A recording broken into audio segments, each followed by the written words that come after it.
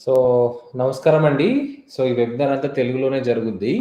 So, అయితే ఇంకా చాలామంది నల్గొండ, ఖమ్మం అటు డిస్ట్రిక్ట్ నుంచి, అటువైపు నుంచి వచ్చినట్టు చెప్తుండే నాకు.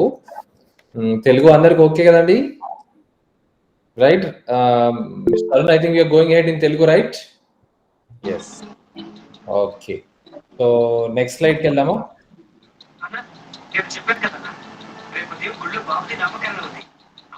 సో, ఫస్ట్ ఆర్థరైటిస్ అండి. సో, జనరల్‌గా ఆర్థరైటిస్ 2 రకాలుంటది. ఒకటి ఆస్టియో ఆర్థరైటిస్ అని, ఇంకోటి రుమటైడ్ ఆర్థరైటిస్ అని. సో, మనకు ఆస్టియో ఆర్థరైటిస్ ఏందంటే వయసుతో పాటు వచ్చేది. చాలా మందికి 50 ఇయర్స్ తర్వాత వచ్చే ఆస్టియో ఆర్థరైటిస్‌ని మనం ఆస్టియో ఆర్థరైటిస్ అంటాం. అదే రుమటైడ్ ఆర్థరైటిస్ ఏమో అది కొంచెం యంగ్ పీపుల్‌లో వస్తుంది. అరౌండ్ హ్మ్. తొందరగా స్టార్ట్ అయిపోయినప్పటికి అరౌండ్ 40, 45కి వాళ్ళ జాయింట్స్ చాలా డ్యామేజ్ అయ్యి, నీ రీప్లేస్‌మెంట్ స్టేజ్‌కి ఎళ్ళే దాన్ని రుమటాయిడ్ ఆర్థరైటిస్ అంటాం. రుమటాయిడ్ ఆర్థరైటిస్‌లో ఏంటి వాటి లక్షణాలేంటంటే పొద్దున్న లేవంగానే వేళ్ళు టైట్‌గా అయిపోతాయి. ఒక 1 అవర్ వరకు ఈ టైట్‌నెస్ ఉండి తర్వాత ఫ్రీ అవ్వటము.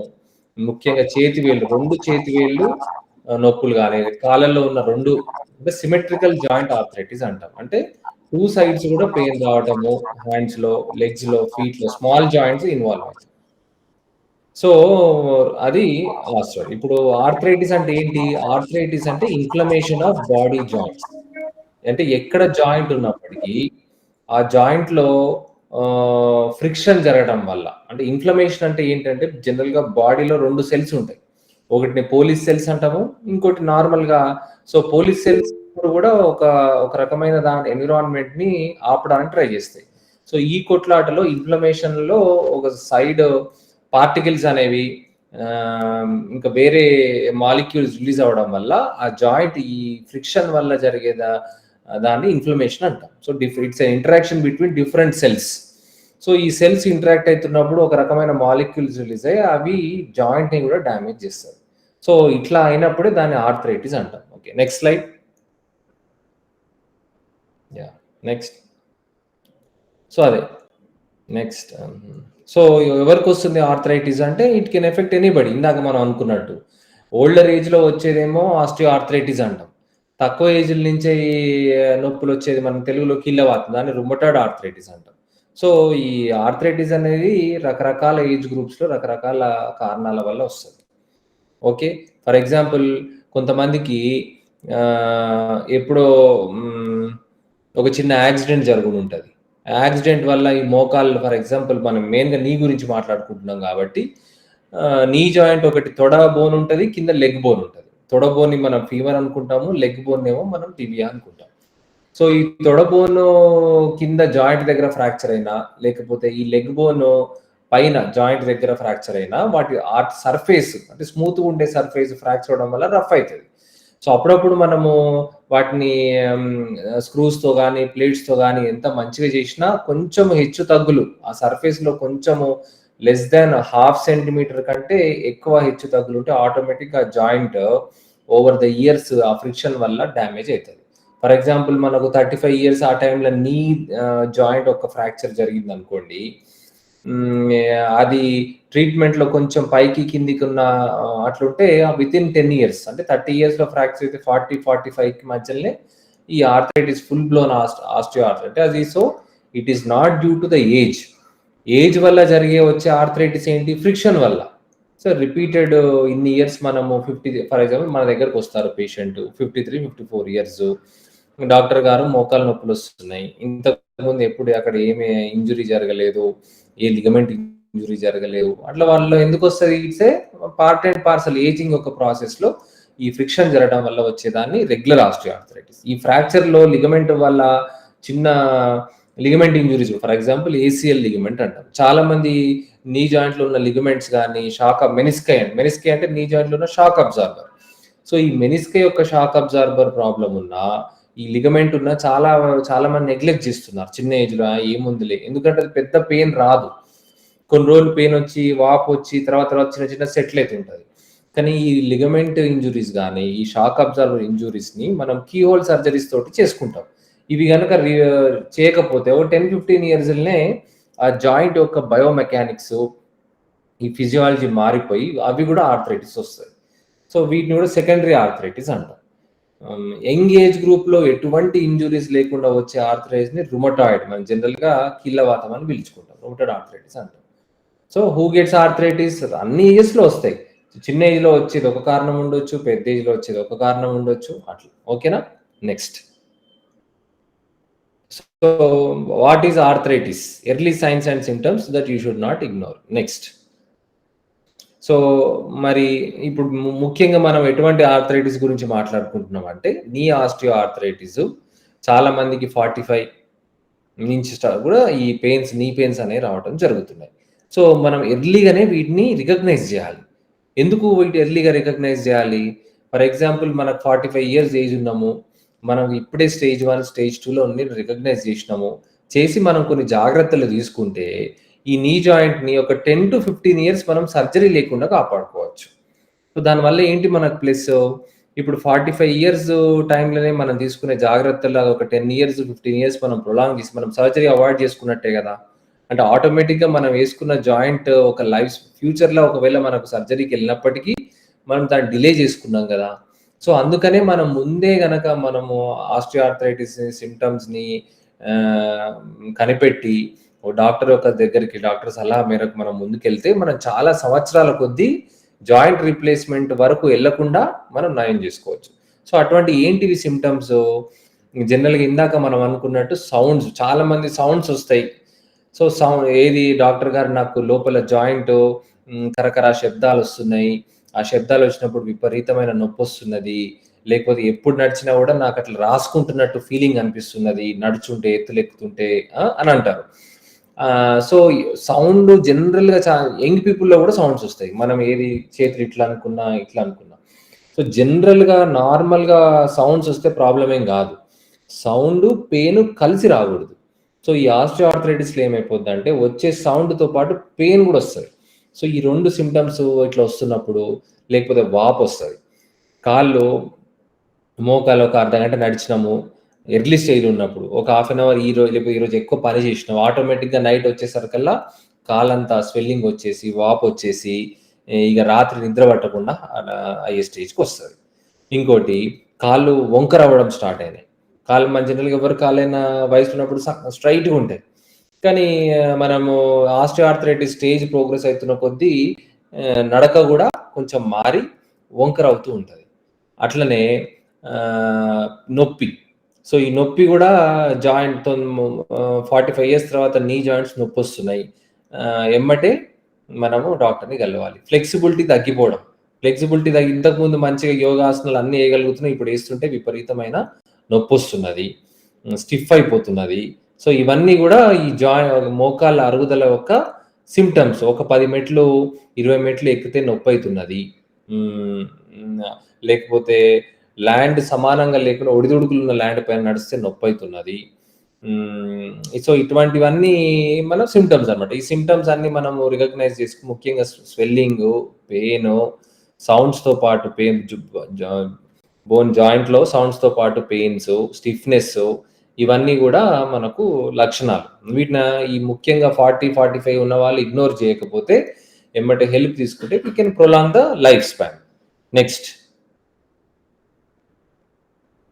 సో ఇప్పుడు ఈ ఎక్స్రేలో చూడండి, ఒక సైడ్ లెఫ్ట్ ఉన్న ఎక్స్రే వచ్చేసి మంచిగా జాయింట్ స్పేస్, పైన బోన్కి కింద బోన్కి మంచిగా జాయింట్ ఉన్నది స్పేస్, కానీ ఈ రైట్ సైడ్ ఇమేజ్లో బోన్ రాసుకుపోతున్నాయి, పైన బోను కింద బోను రాసుకుపోయి, ఇంకా ఇట్లా రాసుకుపోయినప్పుడు ఆటోమేటిక్గా ఏమైపోద్ది, నడుస్తున్నప్పుడు సప్పుడు వచ్చేస్తుంది కరకరకర అని, లేకపోతే నొప్పి అవుతుంది, ఎందుకంటే బోన్ రాసుకుంటున్నాయి కదా. జనరల్ నార్మల్ ఎక్స్రేలో పైన బోన్కి కింద బోన్కి రాసుకోవు, మధ్యలో గ్యాప్ ఉంటుంది. సో ఆ గ్యాప్ ఎందుకు ఉంటుంది అంటే ఆ గ్యాప్ మధ్యలో లిగమెంట్స్, ఈ మెనిస్కైలు, షాక్ అబ్జర్వర్స్ అనుకున్నాం కదా, ఆ షాక్ అబ్జర్వర్స్ అన్ని ఆ జాయింట్ మధ్యలో ఉంటాయి. ఇప్పుడు లేవు, అవి లేకపోయేసరికి రాసుకుంటాయి. సో జనరల్గా 90% మందిలో బోను రాసుకుందంటే ఇంకా సర్జరీకి వెళ్ళే ఛాన్స్ చాలా ఉంటుంది అని దాని అర్థం. సో కొంతమంది మాత్రమే బోన్కి మధ్యలో స్పేస్ ఉన్నప్పటికీ వాళ్ళకి విపరీతమైన నొప్పి వస్తుంది. ఇది వీళ్ళని కొంతమంది మిస్‌డయాగ్నోస్ అయిపోతది. ఎందుకనంటే చాలా మంది జనరల్ పేషెంట్స్‌కెళ్ళినప్పుడు ఇంకా స్పేస్ ఉంది గదమ్మా రెండిటి మధ్యల నువ్వంతా ఏం గాదులే ఇంకా ప్రొలాంగ్ చేసుకుందాము అనుకుంటారు. వీళ్ళేమో చాలా నొప్పుంది గదా నాకు. మరి నా డాక్టర్ గారేమో స్పేస్ ఉంది. ఇంకా వెయిట్ జేయొచ్చు అంటున్నారు. నాకేమో నొప్పి భరించలేనంత. సో, బేసికల్లీ అట్లాంటి వాళ్ళు ఎవరుంటారంటే రుమటాయిడ్ ఆర్థరైటిస్ పేషెంట్స్ ఉంటారు. ఈ రుమటాయిడ్ ఆర్థరైటిస్ పేషెంట్స్‌లో బోను రాసుకోవు. బోన్ మొత్తం స్పేస్ తక్కువైపోతేనే నొప్పి ఉండదు వీళ్ళకి. ఎందుకంటే రుమటాయిడ్ ఆర్థరైటిస్‌లో ఆ జాయింట్ చుట్టూ ఉన్న పొర మొత్తం ఇన్‌ఫ్లేమ్డ్‌గా అయిపోయి, రెడ్‌గా అయిపోయి అసలు దాన్ని ముట్టుకుంటే చాలు నొప్పొచ్చేంత పెయిన్ ఉంటది. ఎక్స్‌రే చూస్తేనేమో నార్మల్‌గా అరే! ఇంకొంచెం టైం ఉంది గదా! అన్నట్టు అనిపిస్తది. కానీ జాయింట్ చుట్టూ ఉన్న పొర మాత్రం పూర్తిగా కార్టిలేజ్ వేర్ అంటాం. సో, కార్టిలేజ్ మొత్తం వేర్ అండ్ టేర్ అయిపోవడము అట్లా జరుగుతది. అట్లనే మీరు నార్మల్ ఈ డయాగ్రామ్ అదేమో ఎక్స్‌రే. ఈ డయాగ్రామ్‌లో కూడా చూడొచ్చు. నార్మల్ కార్టిలేజ్ మంచిగా స్మూత్‌గా వైట్‌గా ఉంటది. కానీ ఆర్థరైటిస్ వస్తుంటే ఫస్ట్ ఏంది నెర్రలు పారుతది. ఈ వైట్‌నెస్‌లో మనం ఎట్లయితే భూమి మీద నెర్రలు పారుతాయి అంటామో, కార్టిలేజ్ ఫస్ట్ స్టేజ్‌లో ఓన్లీ నెర్రలు పారుతాయి. తర్వాత గుంతలు పడతాయి. చిన్న చిన్న గుంతలు. తర్వాత పెద్ద గుంతలు పడతాయి. సో, ఈ ఇమేజ్‌లో మీరు చూడొచ్చు. కొన్ని చోట్ల నెర్రలు పారినట్టు, కొన్ని రోజులు చిన్న గుంతలు పడినట్టు, కొన్ని రోజులు ఇంకా పెద్దవైనట్టు. సో, ఇది స్టేజ్ బట్టి స్టేజ్ ప్రోగ్రెస్ అయితున్న కొద్దీ మనకు ఈ కార్టిలేజ్ వేర్ అండ్ టేర్. అట్లనే ఎక్స్‌ట్రా బోన్ ఫార్మ్ అయితది. మీరిక్కడ చూస్తే ఆస్టియోఫైట్స్ అని రాసారు వీళ్ళు.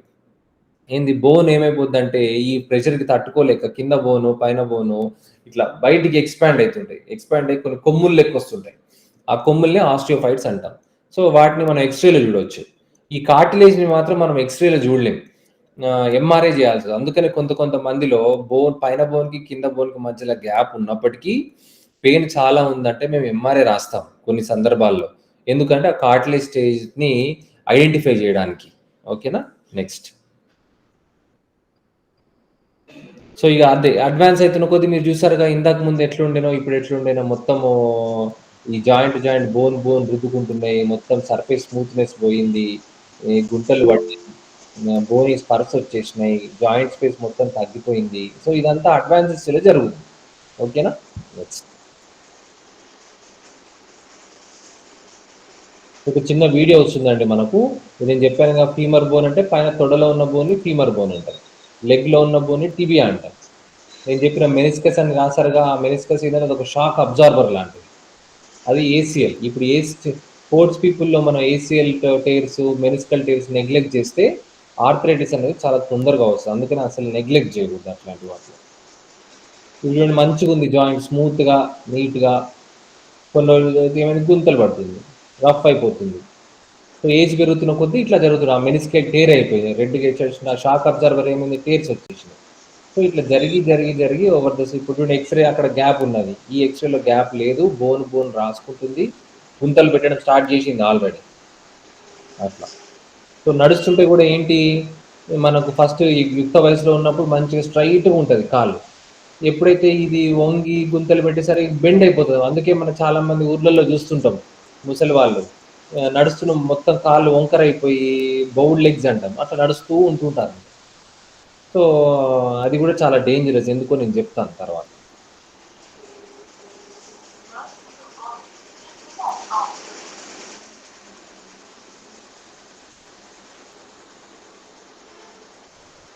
లోపలికి వంగుతుంది ఈ బోను. అర్థమైతుందా చూస్తుండలో అటు మీకు అర్థమైపోతుంది. పోతునేమో లోపలికి వంగిపోయింది. అవతల కాలు స్ట్రెయిట్ ఉంది. ఈ కాలేమో వంగిపోయింది. సో, బోన్ కూడా లోపలికి వంగొచ్చు, బయటికి వంగొచ్చు. మన ఇండియన్స్‌లో జనరల్‌గా మోకాళ్ళు లోపలికి వంగుతాయి. అదే ఫారెన్ పీపుల్‌లో చాలా మందిలో మోకాలనేది బయటికి మోకాలు కొంచెం డేంజరస్. ఎందుకంటే బయటికి మోకాల్లో పెయిన్ తక్కువ. మోకాలేమో వంగిపోతుంటది. వాళ్ళు పెద్దగా పెయిన్ ఉండదు. సో, వాళ్ళు చాలా నెగ్లెక్ట్ చేస్తుంటారు. డాక్టర్ గారు మీరు అట్లే అంటారులెండి. మీరు సర్జరీ అంటారు. నాకేమంత నొప్పి లేదు. అదే లోపలికి వంగే మోకాల్లో పెయిన్ చాలా ఉంటది. సో, వాళ్ళు తొందరగా వచ్చేస్తారు. నా వల్ల కావట్లేదు ఇది డాక్టర్ గారు ఏదైనా చేయండి అని. సో, బయటికి వంగే మోకాల్ని వాల్గస్ నీ అంటాం. లోపలికి వంగేని వారస్ నీ అంటాం. సో, బయటికి వంగే వాళ్ళు చాలా నెగ్లెక్ట్ చేస్తారు. ఎందుకనంటే వాళ్ళకి నొప్పి పెద్దగా ఉండదు. కానీ గుంతలు పడుతుంటాయి. నొప్పేమో పెద్దగుండదు. బోనేమో ఎక్కువ గుంతలు పడి బోన్ చాలా డ్యామేజ్ అయ్యి ఆపరేషన్ చాలా కష్టంగా అయిపోతుంటది వాళ్ళకి. అయినా గాని వాళ్ళకి నొప్పి ఉండకపోయేసరికి నెగ్లెక్ట్ చేస్తారు. సో, అది కూడా మంచిది కాదు. Next.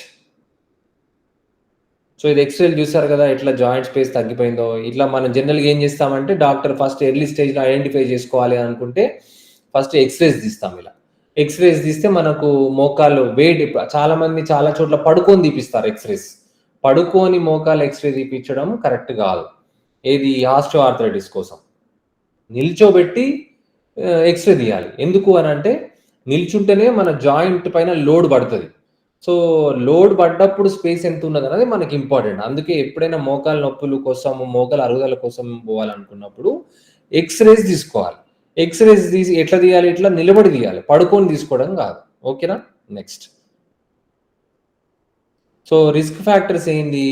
Osteo ఆర్థరైటిస్‌కి first of all చాలామంది అడుగుతుంటారు. డాక్టర్ గారు ఇట్లా ఆస్టియో ఆర్థరైటిస్ వచ్చింది. నాకు ఎందుకొచ్చింది అని. అసలు నిజం చెప్పాలనంటే osteo arthritis 60% of the times ఎవరికొస్తదో మనం చెప్పలేం. There is no reason. కొన్ని సందర్భాల్లో మనకు చెప్పొచ్చు. ఎవరికి మనం ఇందాక అనుకున్న రుమటాయిడ్ ఆర్థరైటిస్ ఉన్న వాళ్ళకి రుమటాయిడ్ ఆర్థరైటిస్ కొంచెం జెనెటిక్ ఉండొచ్చు. కొంచెం ఫెమిలియల్ ఉంటది. అట్లాంటి వాళ్ళలో రుమటాయిడ్ ఆర్థరైటిస్ ఉంటే అది ఓకే.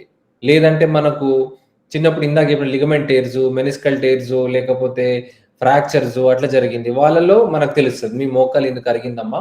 మీరప్పుడు పడ్డారు. పడగల చిన్న ఫ్రాక్చర్ అది హెచ్చుతగ్గుల వల్ల రఫ్ అయిపోయింది. నువ్వు లిగమెంట్ సర్జరీ అప్పుడు లిగమెంట్‌ని రిపేర్ చేపించుకోలేదు. ఈ మెనిస్కల్ రిపేర్ చేపించుకోలేదు. అందుకనే నీకిట్లా వచ్చిందమ్మా అని దానికి 30, 40% ఈ కారణాలు. కానీ 60% సార్లు మనకు కరెక్ట్‌గా రీజన్ అనేది మనకు తెలీదు. కాబట్టి కొన్ని రిస్క్ ఫ్యాక్టర్స్ ఉన్నాయి. ఇంకోటి అంటారు చాలామంది, సార్ నాకు నేను బరువు ఎక్కువున్నా కాబట్టి నాదేమన్నా అరిగిందా? మోకాలు నేను బరువు ఎక్కువున్నా గదా! అందుకనే అరిగిందా అని అడుగుతారు.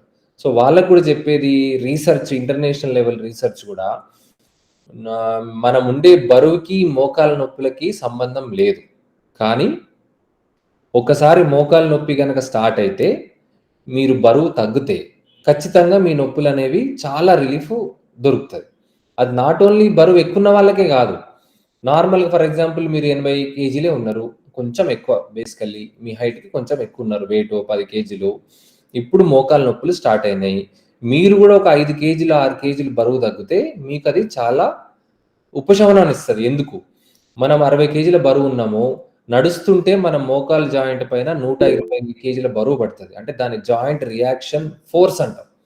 మెట్లెక్కుతుంటే మన బరువుకి 3 రెట్ల నుంచి 4 రెట్లు ఎక్కువ లోడ్ పడతది. మనం ఉన్న బరువు కంటే 3, 4 రెట్లు ఎక్కువ పడుతుంది. ఉరుకుతుంటే ఇంకా ఎక్కువ. అంటే ఏంటి మనకు మోకాలు నొప్పులు గనక స్టార్ట్ అయ్యి, మనం ఒక 5 కేజీల నుంచి 10 కేజీలు మధ్యలో తగ్గితే, మనము దానికి 3, 4 రెట్ల లోడ్‌ని మన మోకాళ్ళ జాయింట్‌ల నుంచి తీసేస్తున్నట్టు. అట్లా చాలా హెల్ప్ అయితది. సో, రిస్క్ ఫ్యాక్టర్స్ ఏంది ఒకటి ఏజ్ తెలిసిందే గదా! ఏజ్ పెరుగుతున్న కొద్దీ మనకు ఆటోమేటిక్‌గా ఫ్రిక్షన్ వల్ల ఇదొకరి ఏజ్ అనేది ఒక రిస్క్ ఫ్యాక్టర్. నెక్స్ట్ ఫిమేల్స్‌లో జనరల్‌గా please go back to sorry ఇక్కడుంది. Okay. Go to next slide. Yeah! Next slide is so, next rheumatoid arthritis ఉన్న వాళ్ళల్లో, గౌట్ ఉన్న వాళ్ళల్లో ఎందుకు గౌట్‌లో యూరిక్ యాసిడ్ వాళ్ళకి చాలా పెరిగిపోతది. యూరిక్ యాసిడ్ పెరిగిపోయినప్పుడు ఏమైపోద్దంటే బ్లడ్‌లో అది పోయి జాయింట్స్‌లో డిపాజిట్ అయితది. పొరపాటున యూరిక్ యాసిడ్ క్రిస్టల్స్ పోయి నీ జాయింట్‌లో డిపాజిట్ అయితే నీ ఆర్థరైటిస్ వస్తది. కొంతమందిలో గౌట్ ఉన్న వాళ్ళలో బొటనవేలులో దగ్గర డిపాజిట్ అయితది. సో, వాళ్ళకి ఆ జాయింట్ ఆర్థరైటిస్ వస్తది. సో, ఈ ఉన్న వాళ్ళలో BMI ఎక్కువ వెయిట్ ఉన్న వాళ్ళలో గూడా ఒక రిస్క్ ఫ్యాక్టర్‌గా కన్సిడర్ జేస్తాము. నెక్స్ట్ ఇందాక చెప్పుకున్నాం గదా! Knee injury. నీ ఇంజ్యూరీ గూడా ఒక risk factor. Same as it is. Menisci tear, ACL tear, joint mechanics దెబ్బతిన్నాయి, మారిపోయినాయి, ఫిజియాలజీ మారిపోయింది ఆటోమేటిక్‌గా. ఇంకోటి నెక్స్ట్ జెనెటిక్ డిసార్డర్స్. కొంతమందికి పుట్టుకతోనే కాళ్ళు వంకరగా హ్మ్, ఉంటాయి. సో, వంకరగా ఉండే వాళ్ళలో గూడా ఆటోమేటిక్‌గా ఆహ్, ఎక్కువ ఛాన్స్ ఉంటది. ఇంకొంతమందిలో అసలు పుట్టుకతోటే మోకాలు డిఫార్మ్డ్‌గా ఉంటది. బయటికుండడమో, లోపలికుండడమో, ఫ్లెక్షన్ డిఫార్మిటీ అట్లాంటివుంటాయి. వాళ్ళలో గూడా ఎందుకంటే నార్మల్ జాయింట్ గాదు గాబట్టి ఆటోమేటిక్‌గా వస్తది. నెక్స్ట్ హాబిచ్యువల్ ఫ్లోర్ యాక్టివిటీస్ అంటాం.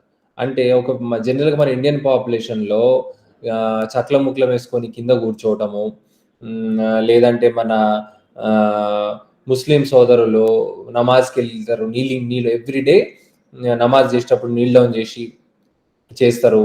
సో ఇట్లాంటి యాక్టివిటీస్ ఎక్కువ ఉన్న వాళ్ళలో జనరల్గా కూడా కొంచెం మోకాలు అరిగే ఛాన్స్ ఎక్కువ ఉంటుంది. ఎందుకు?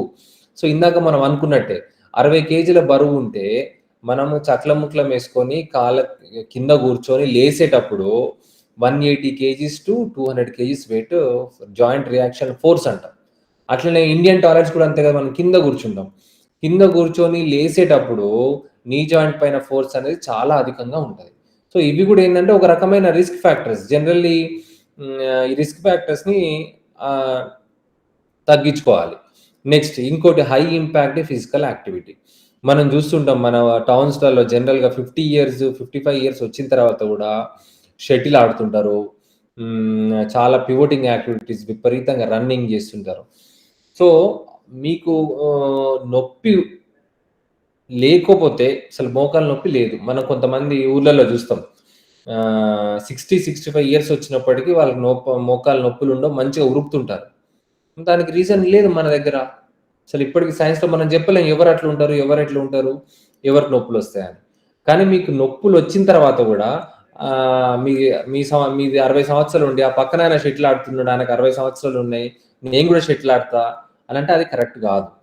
ఎందుకు? ఆయనకి అసలు మోకాళ్ళు వేరే అవతల పర్సన్కి మోకాళ్ళ నొప్పులు అసలు స్టార్టే కాలేదు కాబట్టి ఈ స్టిల్ ప్లేయింగ్ ఆ బ్యాడ్మింటనో రన్నింగో ఈ స్టిల్ ప్లేయింగ్ ఇట్. కానీ మీకు నొప్పులు స్టార్ట్ అయినాయి. నొప్పులు స్టార్ట్ అయిన తర్వాత మీరు ఈ high energy load, high load physical activities అంటాం.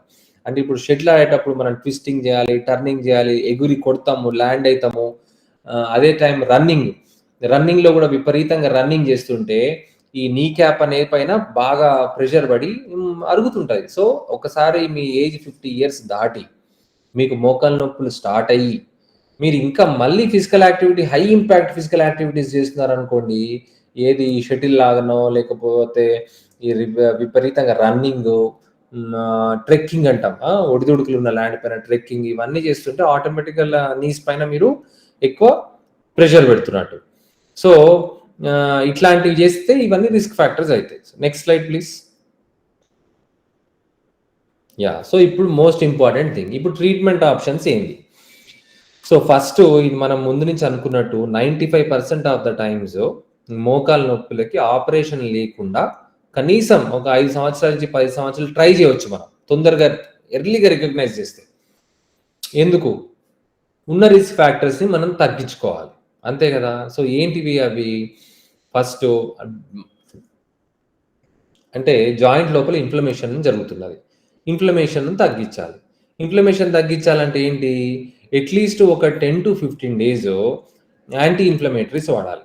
ఇప్పుడు క్వశ్చన్ వస్తుంది, ఇక డాక్టర్ గారు మీరు పెయిన్ కిల్లర్స్ రాస్తున్నారు, పెయిన్ కిల్లర్స్ వద్దు డాక్టర్, నేను వేరేవన్నీ వేసుకుంటా కానీ పెయిన్ కిల్లర్స్ వేసుకోను అంటారు. సో ఫస్ట్ మనం మీ ఆస్టియో ఆర్థరైటిస్ కొంచెం అర్థం చేసుకోవాలి. ఇప్పుడు 45 ఇయర్స్కి ఆస్టియో ఆర్థరైటిస్ వచ్చిందంటే ఇంకా మీరు 45 నుంచి ఇంకా లైఫ్ లాంగ్ నొప్పితోటే ఉంటారని కాదు. ఎందుకు అని అంటే ఆస్టియో ఆర్థరైటిస్ కొన్ని సైకిల్స్ లాగా జరుగుతుంది. అంటే 45-47కి అట్లా నొప్పి ఒకసారి వచ్చి ఒక నెలనో 2 నెలలో మిమ్మల్ని ఇబ్బంది పెట్టి తర్వాత పోతుంది దాని అదే. మళ్ళీ ఒక 5 months 6 months 7 months మళ్ళీ మంచిగా ఉంటారు. తర్వాత మళ్ళీ ఒక సైకిల్ స్టార్ట్ అవుతుంది. అప్పుడు మళ్ళీ ఒక నెల 2 నెలలు ఇబ్బంది పెడుతుంది. సో ఇట్లాంటి సైకిల్స్ జరిగి మోకాళ్ళు అరిగిపోవడం అనేది జరుగుతుంది. అంటే ఈ రోజు నొప్పులు స్టార్ట్ అయినాయంటే ఇక రేపటి నుంచి మొత్తం మనము లైఫ్ అంతా నొప్పులు ఉండవని కాదు. సో ఇది చాలా వెరీ ఇంపార్టెంట్. కొంతమందికి సీజనల్ వేరియేషన్స్ ఉంటాయి. అంటే ఓన్లీ వింటర్లో ఒకసారి లేకపోతే సమ్మర్లోనో ఏదో ఒక టైంలో వాళ్ళకి ఈ ఇన్ఫ్లమేషన్ అనేది పీక్ అవుతుంది. పీక్ అయినప్పుడు నొప్పులు వస్తాయి. తర్వాత నెల 2 నెలలు 3 నెలలు ఇబ్బందులు తగ్గిపోతుంది. అట్లా కొన్ని సంవత్సరాలు జరిగి ఒకనొక స్టేజ్ ఇంకా నా వల్ల కాదు ఇది అన్న స్టేజ్కి కొన్ని ఇయర్స్ టుగెదర్ తర్వాత అవుతుంది. సో మన ఈ టైంలోనే మనం జాగ్రత్తలు తీసుకుంటే మనం ఆ ఫేజ్ని ఇంకా పొడిగించుకొని సర్జరీకి దూరంగా ఉండొచ్చు. సో మన డాక్టర్లు ఇచ్చే పెయిన్ కిల్లర్స్ 2 రకాలు ఉంటాయి. ఒకటి ప్యూర్ పెయిన్ కిల్లర్స్, ఇంకోటి ఇక్కడ ఇచ్చినట్టు COX-2 inhibitors. Pure pain killers ఏం చేస్తాయి? బ్రెయిన్లో నొప్పి తెలవకుండా చేస్తాయి. సో దట్ ఆర్ ఒపియాయిడ్స్ వాటిని. కానీ జనరల్గా మోకాల నొప్పుల కోసం వచ్చినప్పుడు మేము 10 రోజులు కానీ 15 రోజులు కానీ యాంటీ ఇన్ఫ్లమేటరీస్ పెడతాం. ఎందుకు? యాంటీ ఇన్ఫ్లమేటరీస్ ఓన్లీ బ్రెయిన్లో మన పెయిన్ పర్సెప్షనే కాదు, ఇన్ఫ్లమేషన్ని తగ్గించాలి. తగ్గించకపోతే పెయిన్ తగ్గదు. ఎందుకు? పెయిన్ అనేది ఒక సైకిల్. ఫస్ట్ నొప్పి. ఈ నొప్పి వల్ల ఇన్ఫ్లమేషన్ స్టార్ట్ అవుతది. ఎప్పుడైతే ఇన్ఫ్లమేషన్ స్టార్ట్ అయిద్దో ఈ మాలిక్యూల్స్ రిలీజ్ అయితాయని చెప్పాను కదా! ఈ మాలిక్యూల్స్ వల్ల మళ్ళీ పెయిన్ వస్తది. సో మళ్ళా ఇన్ఫ్లమేషన్, మళ్ళా పెయిన్. సో ఇదొక సైకిల్. ఈ సైకిల్‌ని బ్రేక్ చేయాలంటే కనీసం ఒక 10-15 డేస్ ఆఫ్ యాంటీ ఇన్ఫ్లమేటరీస్ వాడితేనే మనము ఈ ఇన్ఫ్లమేషన్‌ని బ్రేక్ చేయవచ్చు ఎర్లీగా. అంటే ఆ ప్రొలాంగ్డ్ 2 నెలలు, 3 నెలలు ఉండే బదులు 15, 20 రోజుల్లో మనం ఆ సైకిల్‌ని బ్రేక్ చేస్తే జాయింట్‌ని మనం కాపాడుకోవచ్చు. అప్పుడు అంటారు, అమ్మో! 15 రోజులు టాబ్లెట్లు అంటే ఎట్లా డాక్టర్ అని.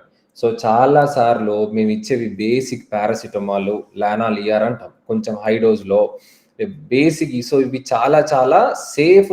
అండ్ ఒకసారి మీ liver profile, kidney profile normal ఉంటే మేము ఇచ్చే పెయిన్ కిల్లర్స్ అంటే ఇచ్చే పారాసిటమాల్, బేసిక్ ఇచ్చేది పారాసిటమాల్, ఇంకా పాతకాలంలో మాట్లాడుకుంటే నాప్రాక్సిన్. ఈ 2 చాలు. These are very safe anti inflammatories and they will work beautifully. So number 1. Number 2 వచ్చేసి బ్రేసింగ్. బ్రేసింగ్ కూడా చాలా ఇంపార్టెంట్. ఎందుకు? ఈ మోకాళ్ళు అరుగుదల ఎప్పుడైతే స్టార్ట్ అవుతుందో ఆటోమేటిక్‌గా దాని కర్వేచర్, మోకాలు కర్వేచర్ కూడా మారిపోతుంటది. వారస్ వాల్గస్ నీస్ అనుకున్నాం కదా! లోపలికి వంగడము, బయటికి వంగడం. సో మీరు డాక్టర్ దగ్గరకొస్తే అసలు నీ జాయింట్ అనేది 3 కంపార్ట్మెంట్లు. ఒకటి లోపల కంపార్ట్మెంట్, ఒకటి బయట కంపార్ట్మెంట్, ఒకటి ముందున్న కంపార్ట్మెంట్. సో ఏ కంపార్ట్మెంట్‌లో ప్రాబ్లమ్ వస్తుందో డాక్టర్ ఐడెంటిఫై చేసి మీకు బ్రేసింగ్ ఇస్తారు. సో ఆ బ్రేసింగ్ ఏం చేస్తదంటే ఆ జాయింట్ స్పేస్‌ని, ఇప్పుడు మోకాలు ఇట్లున్నది. ఇట్లా ఉండే ఒకవైపు వంగిపోయింది. వంగిపోయిన మోకాల్ని ఏం చేస్తారు? బ్రేస్ చేసి కొంచెం బయటికి లాగొచ్చు. అంటే స్పేస్ మనం క్రియేట్ చేయొచ్చు. సో ఆ బ్రేసింగ్ మీకు డాక్టర్ అడ్వైస్ చేయొచ్చు. దాన్ని ఏమంటారు? మీడియల్ ఆఫ్సెట్ బ్రేస్ అని, మీడియల్ ఆఫ్ లోడింగ్ బ్రేస్. అంటే లోపల సైడ్ ఉన్న జాయింట్‌ని ఆఫ్ లోడ్ చేస్తూ మనం బ్రేసింగ్ ఇస్తే అది కూడా చాలా హెల్ప్ చేస్తది. ఓకేనా? నెక్స్ట్ ఇంజెక్షన్స్ ఇవ్వచ్చు. నెక్స్ట్ ఇది ఏం ఇంజెక్షన్స్? ఇప్పుడు ఇది చాలా ఫేమస్ అయిపోయింది ఇంజెక్షన్స్ అనేవి. ఎందుకు ఫేమస్ అయిపోయినాయి? రోజు సుహాసిని లాంటి వాళ్ళు పెద్ద పెద్ద యాక్టర్స్ కూడా వచ్చి పేపర్లలో యాడ్ చేయడాలు, లేకపోతే ఏ ప్రోగ్రామ్ చూసినా అందరికీ మోకాళ్ళ నొప్పులు కామన్ కాబట్టి ఈ మోకాళ్ళ నొప్పుల్ని వాడుకుంటూ ఆ ఇంజెక్షన్, ఈ ఇంజెక్షన్ అని చెప్పి లక్షల కొద్ది ట్రీట్మెంట్ తీసుకోవడము చాలా ఫ్యాషన్ అయిపోయింది దురదృష్టవశాత్తు సమాజంలో. సో ఇంజెక్షన్స్ మనం ఎప్పుడు వేసుకోవాలి, ఏవి హెల్ప్ అయితే ఒకసారి మనం కొంచెం అర్థం చేసుకోవాలి. ఇంజెక్షన్స్ జనరల్లీ 3-4 రకాలు ఉన్నాయండి. ఒకటి జెల్ ఇంజెక్షన్ అంటాం. అంటే జిగురు లాంటి పదార్థం ఉంటది. ఆ జిగురు లాంటి పదార్థాన్ని మనం నీ జాయింట్‌లో ఇస్తాం. ఇంకో రెండో రకము పీఆర్‌పీ గాని, స్టెమ్ సెల్స్ థెరపీ గాని, మన బ్లడ్డే తీసుకొని మన బ్లడ్‌ని సెంట్రిఫ్యూజ్ చేస్తూ దాంట్లో కొన్ని గ్రోత్ ఫ్యాక్టర్స్, ప్లాట్లెట్ గ్రోత్ ఫ్యాక్టర్స్ అవన్నీ ఉంటాయి. అవి తీసుకొని మళ్ళా మీ నీ జాయింట్‌లోనే ఇవ్వటం. ఇంకోటి స్టెరాయిడ్ ఇంజెక్షన్. స్టెరాయిడ్ ఇంజెక్షన్ అంటే స్టెరాయిడ్ తెలుసు కదా మనకు, స్టెరాయిడ్ జాయింట్‌లో ఇస్తాం. ఈ 3 రకాల ఇంజెక్షన్స్ ఉన్నాయి. సో జనరల్‌గా మీ అందరికీ చెప్పేది ఏందంటే ఈ ఈ జెల్ ఇంజెక్షన్ అయినా, లేదంటే ఈ పీఆర్‌పీ ఇంజెక్షన్ అయినా ఓన్లీ స్టేజ్ 1, స్టేజ్ 2లో మాత్రమే పనిచేస్తాయి. అనంటే బోను రాసుకోవట్లేదు ఎక్స్‌రేలో. బోన్‌కి రెండిటి మధ్యలో గ్యాప్ ఉన్నది. గ్యాప్ ఉన్నప్పుడే ఇట్లాంటి ఇంజెక్షన్‌లు ఇస్తే పనిచేసే ఛాన్స్ కొంత మేరకు ఉన్నది. మీరు మళ్ళీ అర్థం చేసుకోవాలి. బోను రాసుకుంటున్న స్టేజ్‌లో పీఆర్‌పీ ఇయటం అసలు కరెక్టే కాదు. నంబర్ 1. నంబర్ 2 పైన బోను, కింద బోను మధ్యలో గ్యాప్ ఉన్నది బానే. కానీ అయినా మనకు మోకాళ్ళ నొప్పులు స్టార్ట్ అయినాయంటే ఒకసారి జెల్ ఇంజెక్షను, ఒక 2, 3 సార్లు పీఆర్‌పీ ఇంజెక్షన్‌లు తీసుకోవటంలో తప్పు లేదు. అటువంటి ఇంజెక్షన్‌లు ఏవైనా ఒకసారి ఒక సెషన్ ఆఫ్ పీఆర్‌పీ ఇంజెక్షన్‌కి 10,000 నుంచి 20,000 మధ్యలో ఖర్చు పెట్టడం వరకు ఓకే. బయట చాలా మంది లక్షలు తీసుకుంటున్నారు. అది కరెక్ట్ కాదు. అన్నన్ని డబ్బులు మీరు వెచ్చించాల్సిన అవసరం లేదు. ఎందుకు? ప్రపంచం మొత్తం మీద ఆల్రెడీ రీసెర్చ్ చేసి ఓన్లీ స్టేజ్ 1, స్టేజ్ 2లో కొంత మేరకు మాత్రమే ఇది హెల్ప్ అయితది అని చాలా రీసెర్చ్ ఆల్రెడీ ఉన్నది. కానీ దీన్ని విపరీతంగా వైడ్ స్ప్రెడ్‌గా మార్కెటింగ్ చేస్తూ ఇలా చేస్తున్నారు. So which is also not correct is my personal opinion and very honest opinion. Okay. So early స్టేజ్‌లో ఉన్నప్పుడు చేయొచ్చు. ఎందుకు? స్టెరాయిడ్ ఇంజెక్షన్ ఏమో బోను రాసుకున్నప్పుడు ఆ స్టేజ్‌లో కూడా స్టెరాయిడ్ ఇంజెక్షన్ ఇయ్యొచ్చు. ఎందుకు? చాలామంది అడుగుతారు. డాక్టర్ గారు ఇప్పుడు నాకు కరెక్టే మీరు చెప్పింది. నాకు విపరీతమైన ఆర్థరైటిస్ ఉన్నది. బోన్ రాసుకుంటుంది. కానీ వచ్చే నెల ఇంకో 2, 3 నెలల్లో మా అబ్బాయిది పెళ్లున్నది. ఈ పెళ్లి తర్వాతే ఆపరేషన్ చేయించుకుంటాను. అప్పటి వరకు మాత్రం నాకు నొప్పి లేకుండా ఉండాలి అంటే, కొంతమందికి అట్లాంటి పరిస్థితులు ఉన్నప్పుడు నేను స్టెరాయిడ్ ఇంజెక్షన్ ఇస్తాను. ఇస్తూ వాళ్ళకి చెప్తాను. చూడండమ్మా స్టెరాయిడ్ ఇంజెక్షన్ చీప్ అయినప్పటికీ, ఒకసారి 2 సార్లు తీసుకుంటే తప్పు లేదు. అది కూడా సంవత్సరంలో ఒకసారి, వచ్చే సంవత్సరం ఒకసారి తీసుకుంటే తప్పు లేదు గానీ, మాటికి స్టెరాయిడ్ ఇంజెక్షన్ తీసుకోవడం మంచిది కాదు. ఎందుకు? స్టెరాయిడ్ ఇంజెక్షను చాలా చీపు. పీఆర్‌పీ అన్న ఒక్కొక్కసారి పనిచేస్తదో, పనిచేయదో మనకు తెలీదు గానీ, స్టెరాయిడ్ ఇంజెక్షన్ ఖచ్చితంగా పనిచేస్తూ చాలా రిలీఫ్ ఇస్తది. కానీ ఎప్పుడైతే రిలీఫ్ ఇచ్చిందో ఆటోమేటిక్‌గా మనం ఎక్కువ నడుస్తాము. ఆ లోపల ఇన్‌ఫ్లమేషన్ కూడా పూర్తిగా తగ్గిపోయేసరికి జాయింట్ కూడా తొందరగా అరుగుద్ది. సో, సైడ్ ఎఫెక్ట్ ఏంది స్టెరాయిడ్‌కి? గుడ్ ఎఫెక్ట్ పెయిన్ చాలా రిలీఫ్ వచ్చినప్పటికీ, బోను చాలా ఫాస్ట్‌గా డ్యామేజ్ అయితది. అంటే ఇంకొక 2 ఇయర్స్ అరిగిపోయే బదులు 1 ఇయర్, 1 ½ ఇయర్‌లోనే అరిగిపోతది. జాయింట్ యొక్క లైఫ్ స్పాన్ తగ్గుద్ది. కానీ మనకిప్పుడు ఇంట్లో ఏదో ఉన్నది, లేకపోతే ఈ ఇయర్ జేసుకోవాలని లేదు, నెక్స్ట్ ఇయర్ అన్నప్పుడు ఒకసారి తీసుకోవడంలో తప్పు లేదు. అండ్ ఈ స్టెరాయిడ్ ఏంది మనం ఏదో ఓరల్‌గా ఇయ్యట్లేము. లేదా బ్లడ్‌లో ఎక్కిచ్చట్లేము. రిపీటెడ్‌గా ఓన్లీ ఒక్కసారి జాయింట్‌లో ఇస్తున్నాం కాబట్టి జనరల్లీ ఓవరాల్ బాడీ హెల్త్‌కి ఏం ప్రాబ్లమ్ ఉండదు. ఓన్లీ జాయింట్ హెల్త్‌కే తొందరగా ఖరాబ్ అయ్యే ఛాన్స్ ఉంటది. అదే పీఆర్‌పీ ఇంజెక్షన్స్ ఏంది? ఎంతవరకు పనిచేస్తాయో క్వెషన్ మార్క్. కానీ సైడ్ ఎఫెక్ట్స్ ఉండవు పీఆర్‌పీలో. అందుకనే ఎవరైనా స్టేజ్ 1, స్టేజ్ 2లో ఉండి డబ్బులు ఇబ్బంది లేకపోతే ఒకసారి ట్రై చేయడంలో తప్పు లేదు. కానీ స్టేజ్ 4, స్టేజ్ 3 మొత్తం బోన్ రాసుకుంటున్న స్టేజ్‌లో కూడా లక్షలు పెట్టుకొని ఆ ఇంజెక్షన్స్, ఇంజెక్షన్స్ తీసుకోవడం కరెక్ట్ కాదు. Next surgery. సో, సర్జరీ ఎప్పుడు చేయించుకోవాలి? ఇది కూడా ఒక క్వెషన్. సర్జరీ ఎప్పుడు చేయించుకోవాలి డాక్టర్? ఎప్పుడు చేయించుకోవాలి? అసలు నేను సర్జికల్ క్యాండిడేటా? సో, సర్జరీ చేసుకోవాలా వద్దా అని ఒక డాక్టరే మీకు చెప్పాల్సిన అవసరం లేదు. మీకు మీరే 95% మీకు మీరే డిసైడ్ చేసుకోవాలి. ఎట్లా? నేను ఒక అర్ధగంట కంటే ఎక్కువ నడవలేకపోతున్నా. అర్ధగంట నడిస్తే నొప్పొచ్చేస్తుంది. ఒక 10, 20 మెట్లు టక్ ఎక్కితే ఇంకా విపరీతమైన నొప్పొచ్చేస్తుంది మోకాల్లో. ఈ మోకాలు నొప్పుల వల్ల వారంలో 1, 2 రోజులు నిద్రపోవట్లేను. నిద్ర ఇబ్బందయితున్నది. అప్పుడప్పుడు రెగ్యులర్‌గా పెయిన్ కిల్లర్స్ ఏసుకోవాల్సొస్తున్నది. నాకీ ఈ మోకాలు నొప్పుల వల్ల నా లైఫ్ స్టైల్ అంటే నా రోజు జీవన శైలి రోజుకి ఇదివరకి కొంచెం బయటికి పోయి షాపింగ్ చేసుకునేటోడిని. అది ఇది కూరగాయలు కొనుక్కొచ్చుకొని ఇప్పుడు ఈ మోకాలు నొప్పులు రోజుకి నేను తగ్గిపోతుంది నా లైఫ్ స్టైలు అని గనక మీరు అనుకుంటే ఆటోమేటిక్‌గా మీరు సర్జికల్ క్యాండిడేటే. సో, ఈ క్వెషన్‌లు అడగడానికి ఏ డాక్టర్ అయితే అవసరం లేదు గదా! మిమ్మల్ని మీరు ప్రశ్నించుకుంటే చాలు గదా! సో, అది. కొన్ని సందర్భాల్లో మాత్రమే డాక్టర్లుగా లేదు నీకు నొప్పున్నా లేకున్నా నువ్వు ఖచ్చితంగా జేసుకోవాల్సిందే అని కొన్ని సందర్భాల్లో చెప్తాం. అది ఓన్లీ 5% అంటే 100 సర్జికల్ కేసులుంటే 5% మాత్రమే మేము ఫోర్స్ జేస్తాం. ఎప్పుడు అనంటే మోకాలు బాగా వంకరైపోయి గుంతలు పడుతున్నది. లేకపోతే మోకాలు వంకరై ఫ్రాక్చర్ కాబోతున్నది. లేదంటే మోకాలు బయటికి వంకరైపోయింది. నొప్పి లేదు కానీ బయటికి చాలా వంకరైపోయింది. సో, ఇటువంటి కొన్ని సందర్భాల్లో మాత్రం లేదండి మీకు ఖచ్చితంగా మీకు నొప్పి ఇప్పటికి కొంచెం తక్కువున్నా జాయింట్ చాలా డ్యామేజ్ అయితున్నది. మీరు సర్జరీ డిలే చేసుకుంటే ఇది కాంప్లెక్స్ సర్జరీ కాబోతది. అందుకనే చేసుకోవాలని మేము సలహా ఇవ్వడం జరుగుతుంది. కానీ బెస్ట్ ఆల్ ద టైమ్స్ మీ జీవన శైలి ఎంతసేపు నడవగలుగుతున్నారు? నొప్పి రాత్రిపూట నిద్ర, నొప్పి గోళీలు ఎన్ని సార్లు ఎప్పుడు ఏసుకోవాల్సొస్తుంది. సో, వీటన్ని ఫ్యాక్టర్స్ తోటే మీకు మీరే డిసైడ్ చేసుకోవచ్చు. అవసరం ఉన్నదా? లేదా అని. ఓకేనా? సో, అప్పటి వరకు ఏం చేసుకోవచ్చు? అంత డాక్టర్ గారు నాకు అంత స్టేజ్‌లో లేదు. కానీ ఇబ్బందయితుంది. మరి ఏం చేస్తాము? డాక్టర్ దగ్గరికెళ్ళాలి. అవసరమైతే బ్రేసింగు వాడుకోవాలి. ఈ డాక్టర్ గారు మందులిస్తారు. ఆ మందులు వాడుకుంటూ ఒక కట్ట పట్టుకోవచ్చు తప్పేం లేదు. స్టిక్ ఎందుకు పట్టుకుంటారు? స్టిక్ పట్టుకుంటే ఆటోమేటిక్‌గా జాయింట్ మనం ఆఫ్‌లోడ్ చేస్తున్నాం. అంటే 60 కేజీలు పడే బరువు అప్పుడు స్టిక్ పట్టుకుంటే ఆటోమేటిక్‌గా 20 కేజీలు, 30 కేజీలు అని తగ్గిపోతది. సో, స్టిక్ పట్టుకోవడము, ఇటువంటి మందులు వాడుతుంటే మనం కొంచెం కంట్రోల్‌లో ఉంచుకొని బ్రేసింగ్ గూడా 2 రకాలు. ఒకటి రెగ్యులర్‌గా మనకు దొరికే బ్రేసింగు ఏది? ఆహ్, ఎలాస్టిక్ బ్యాండ్. ఎలాస్టిక్ లాగా ఉంటది కదా! ఎలాస్టిక్ సపోర్ట్ అంటాం. నీ ఎలాస్టిక్ సపోర్ట్. సో, నీ ఎలాస్టిక్ సపోర్ట్ జనరల్‌గా నొప్పొచ్చినప్పుడు యేసుకుంటే తప్పులేదు. కొంతమంది ఏం చేస్తారంటే ఈ నీ ఎలాస్టిక్ సపోర్ట్‌ని నెలలు ఇవి 2 నెలలు, 3 నెలలు, 4 నెలలు వేసుకుంటుంటారు. అది కరెక్ట్ కాదు. ఎందుకు? ఆ 2, 3 నెలలు అట్లా ఎలాస్టిక్ సపోర్ట్ వేసుకుంటే మజిల్ చేయాల్సిన పని నీ ఎలాస్టిక్ సపోర్ట్ చేస్తది. సో, ఆటోమేటిక్‌గా మజిల్ మనం స్ట్రెంథెన్ చేయాలి దీంట్లో. ఈ నీ మోకాళ్ళ అరుగుదల వచ్చినప్పుడు మజిల్‌ని స్ట్రెంథెన్ చేయాలి. సో, ఇందాక చెప్పుకున్నట్టే ఫిజికల్ థెరపీ అనేది వెరీ ఇంపార్టెంట్.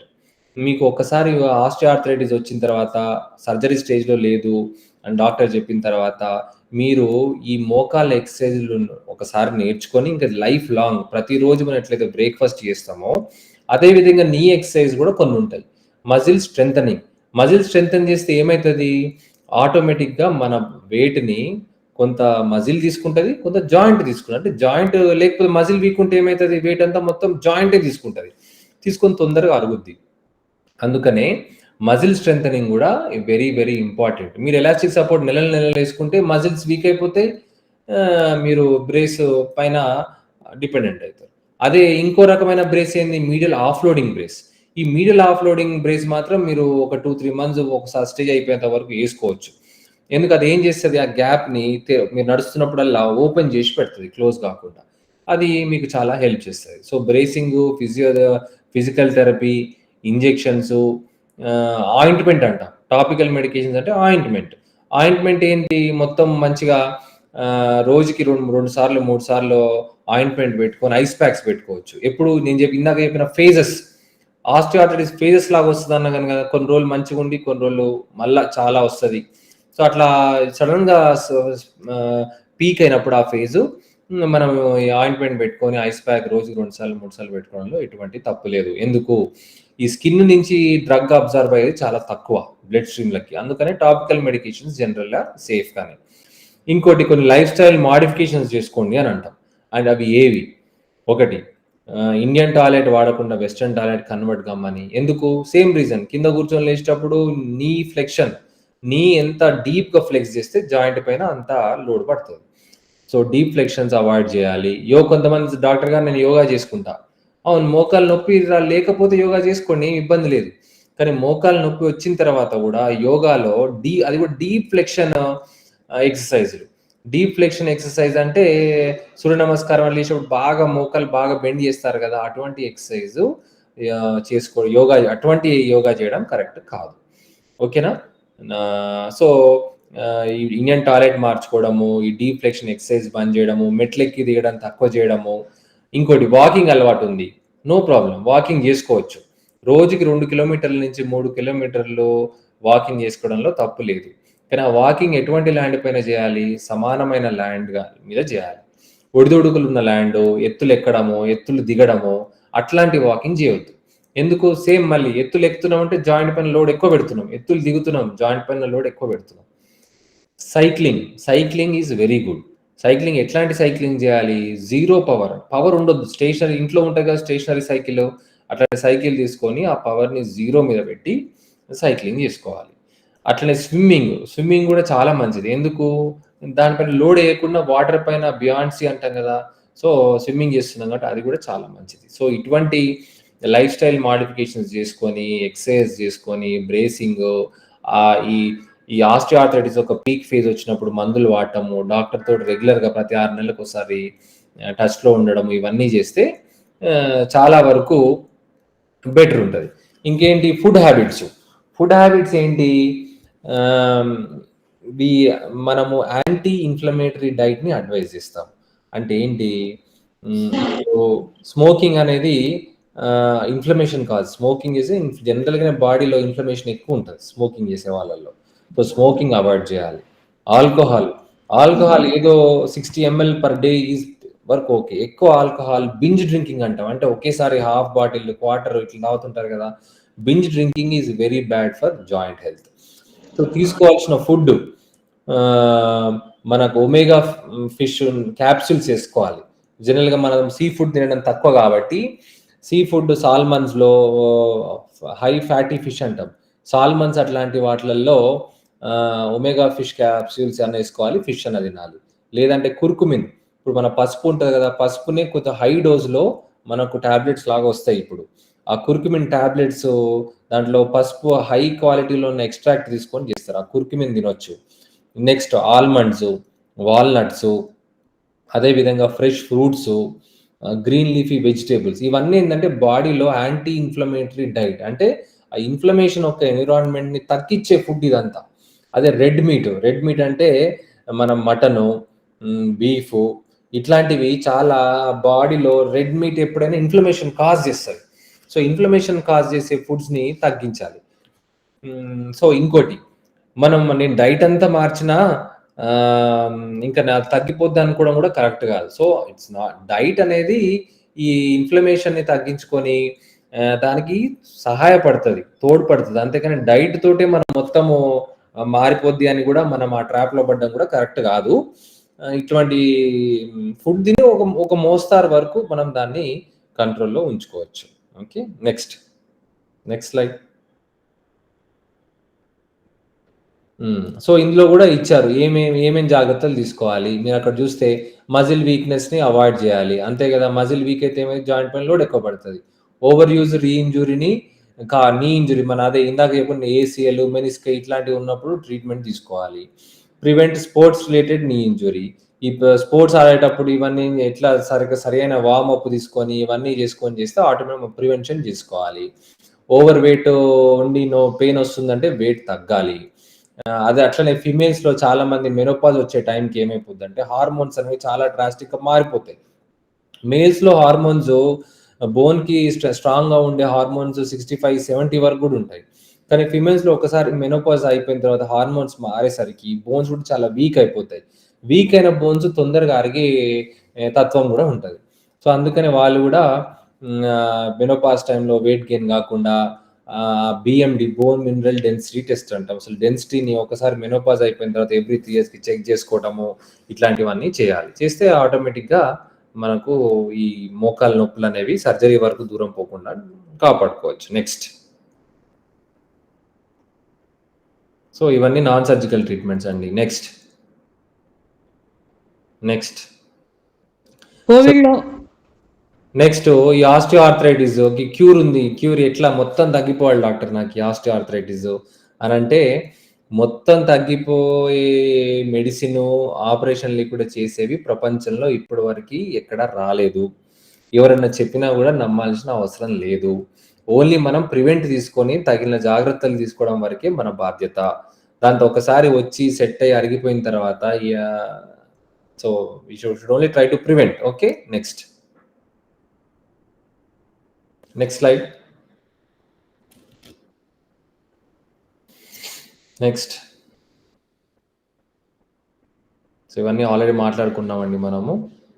హైడ్రేషన్ గూడా వెరీ ఇంపార్టెంట్. ఎప్పుడు బాడీలో వాటర్ లేకుండా డీహైడ్రేటెడ్‌గా ఉన్న బాడీ గూడా ఇన్‌ఫ్లమేషన్ అనే ఎన్విరాన్మెంట్ ఎక్కువ ఉంటది. So, it's always we should be hydrated. Okay. Next. ఇందాక అనుకున్నట్టు exercise, weight loss, biomechanical aids మనం చెప్పుకున్నాం గదా! Medial offloading brace, elastic supports ఇవన్నీ చాలా హెల్ప్ చేస్తాయి. ఆక్వాటిక్ ఎక్సర్‌సైజ్ మనం ఇందాక అనుకున్నట్టు లో impact aerobic exercise high impact గాకుండా సో, ఇవన్నీ చేసుకుంటే మనకు ఆటోమేటిక్‌గా హెల్ప్ ఉంటది. నెక్స్ట్. సో, ఇవ్వండి మీరు ఆఫ్‌లోడింగ్ నీ బ్రేస్ అని so, this is very interesting thing. మనం ఇందాక అనుకున్న మోకాళ్ళు వంకరైపోతుందని. సో, ఇక్కడ చూడండి ఇక్కడ మోకాలు వంకరైపోతూ ఉన్నది. ఆఫ్‌లోడింగ్ బ్రేస్ ఏం చేస్తది? ఎక్కడైతే స్పేస్ తగ్గిపోతున్నదో అక్కడ వీళ్ళు టైట్ చేస్తారనమాట సైడ్ నుంచి. టైట్ చేస్తున్న కొద్దీ ఆ జాయింట్ ఇక్కడ మీరు చూడండి ఇక్కడ బోన్ రుద్దుకున్నది. సో, దీంట్లో గ్యాప్ చేయాలంటే బ్రేస్ ఏసుకొని వీళ్ళు టైట్ చేస్తారు. టైట్ చేస్తుంటే ఆటోమేటిక్‌గా అవతల సైడు ఓపెన్ అప్ అయిపోతది. అట్లా ఈ బ్రేస్‌తో గూడా మనం చాలా ఇయర్స్ మనము ఆహ్, హ్మ్, సర్జరీకి పోకుండా కొంత మేరకు కాపాడుకోవచ్చు డెఫినెట్‌గా. So, it is always helpful to use an offloading knee brace especially knee pain చాలా సివియర్‌గా ఉన్నది అని అనుకున్నప్పుడు. నెక్స్ట్. ఇవేమో మరి ఇందాక చెప్పిన ఎలాస్టిక్ సపోర్ట్. ఈ ఎలాస్టిక్ సపోర్ట్ ఒక 2 మంత్స్, 1 మంత్ వరకు నో ప్రాబ్లమ్. కానీ 5 మంత్స్, 6 మంత్స్ కంటిన్యూయస్‌గా ఏసుకోవడం మంచిది కాదు. ఎందుకు? వీక్‌నెస్ అనేది వస్తది. సో, బట్ జనరల్లీ నీ ఎలాస్టిక్ కంప్రెషన్ నీ బ్రేస్‌లు చాలా హెల్ప్ చేస్తది. చాలా పెయిన్ తగ్గుతది. ఎస్పెషల్లీ ఇన్‌ఫ్లమేటరీ ఫేజ్ ఉన్నప్పుడు it's very useful. Okay. Next. So, exercise ఇవన్నీ మీరు ఏ ఫిజియోథెరపిస్ట్ దగ్గర పోయినా చెప్తారండి. ఒక్కసారి, 2 సార్లు పోయి మొత్తం ఇవన్నీ మీ ఇంట్లో చేసుకునేవే ఉంటాయి. ఈ హామ్‌స్ట్రింగ్ స్ట్రెచ్ చేయాలి. హ్యామ్‌స్ట్రింగ్స్ స్ట్రెచ్ చేయాలి, కాఫ్ స్ట్రెచ్ చేయాలి, క్వాడ్రిసెప్స్‌ని స్ట్రెంథెన్ చేయాలి, హిప్‌ని ఎక్స్టెండ్ చేసుకోవాలి, నీ ఎక్స్టెన్షన్స్ ఇవన్నీ చేస్తే ఏందంటే మన నీ చుట్టూ ఉన్న మజిల్స్ స్ట్రెంథెన్ అయ్యి మంచిగుంటది. Next 5 minutes. Next so how to treat, ఒక్కసారి బ్యాక్ వెళ్తారా? సో ఇదంతా చూసుకోండి రా సార్. ఫిష్ ఆయిల్ సప్లిమెంట్స్ తీసుకోవాలి, మంచి హెల్తీ వెయిట్ మెయింటైన్ చేయాలి, లో impact cardio, high impact cardio కాకుండా లో ఎనర్జీ ఎక్సర్సైజెస్, నీ బ్రేస్ వాడాలి, యాంటీ ఇన్ఫ్లమేటరీ డైట్, ఇందాక మనం అనుకున్నట్టు diet, fresh vegetable, green leafy vegetables, fresh fruits, almonds, walnuts, omega fish, omega capsules, fish, ఇట్లాంటివన్నీ తినడంలో హెల్ప్ చేస్తుంది. కొంచెం పెయిన్ రిలీఫ్కి ఎన్ఎస్ఏఐడ్స్ ఖచ్చితంగా వాడుకోవాలి. Stretching exercise very very important. Next ఇప్పుడు ఒక ఇదండి. సో ఇవన్నీ ఎక్సర్సైజ్, ఇవి ఎట్లా ఎక్సర్సైజ్ చేయాలి, నీ ఎక్స్టెండ్ చేసి అట్లా 10 సెకండ్స్ హోల్డ్ చేయాలి. హోల్డ్ చేస్తే ఆటోమేటిక్గా అట్లా స్ట్రైట్ చేసి మజిల్ అనేది స్ట్రెంగ్తన్ అవుతుంది. రోజు కనీసం 20-30 వరకు చేయాలి. ఎక్స్టెండ్ చేసినప్పుడు 5 to 10 సెకండ్స్ ఆపి ఉంచాలి దాన్ని. Okay, next. సో ఇది ఒక నీ అండి. మీరు knee pains just wait till plate when I say it. Okay, can you stop it? So ఈ పేషెంట్ గురించి చెప్తానండి. సో బేసికల్ తను కూడా ఇంతే. ఆపరేషన్ అంటే భయము, ఇక అన్నీ ట్రై చేసింది, చివరికి నడవలేని స్టేజ్కి వచ్చింది.